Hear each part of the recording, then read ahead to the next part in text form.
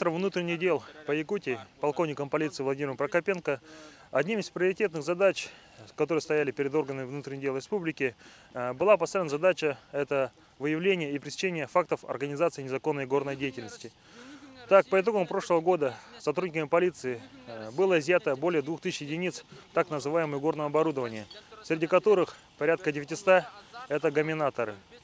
На сегодняшний день по решению суда подлежат уничтожению более 200 единиц. Сегодня на полигоне городской свалки мы уничтожили 55 так называемых гаминаторов. В ближайшее время оставшаяся часть также будет уничтожена.